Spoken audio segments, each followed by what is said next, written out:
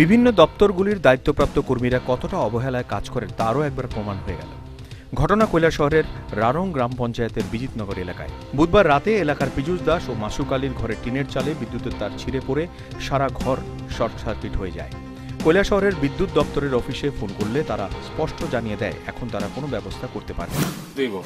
তখন আমরা শ্রীরামপুরের যে ফোন ইয়েটা আছে, আমরা এখানে ফোন করতে আসি ঢুকে না।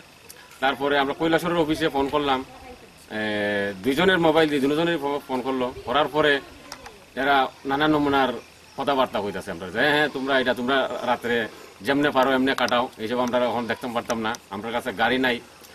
আমরা কইতেছি যে দেখেন এই যে অবস্থাটা আমার ফুলাফান পর্যন্ত বার করতে পারতেছি না ঘরের থেকে, কিন্তু আমরা এই অবস্থা হলে তো আমরা ফুলাফান মারা যাইব। তারা এই কথাটা কইতে শিকার না, বুঝতে শিকার না। তারপর কৈলাসহর থানায় পাঠানো হলে ডিউটিরত অফিসার প্রণব মজুমদার ঘটনাস্থলে কৈলাসহর বিদ্যুৎ অফিসে ছুটে যান।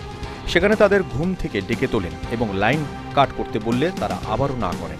তারপর ম্যানেজার মানস দেবকে বললে তিনি গৌরনগর সাবস্টেশনে ফোন করে লাইন কাট করতে বলেন। অন্যদিকে সকালে বিদ্যুৎ কর্মীরা অভিযোগ তোলেন আরক্ষা দপ্তরের কর্মীরা তাদের মারামারি ও গালিগালাজ করেন। এই নিয়ে প্রচুর কথা কাটাকাটি হয়। তারপর কৈলাসহর পৌরসভার চেয়ারম্যান মানস সাহা এবং কৃষ্ণেন্দু চৌধুরীর মধ্যস্থতায় দুই দপ্তরের মধ্যে মীমাংসা হয়।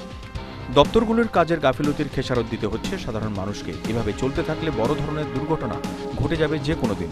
সাধারণ মানুষের দাবি এই ধরনের বেহাল অবস্থার দ্রুত পরিবর্তন করা হোক। Bureau report, news vanguard.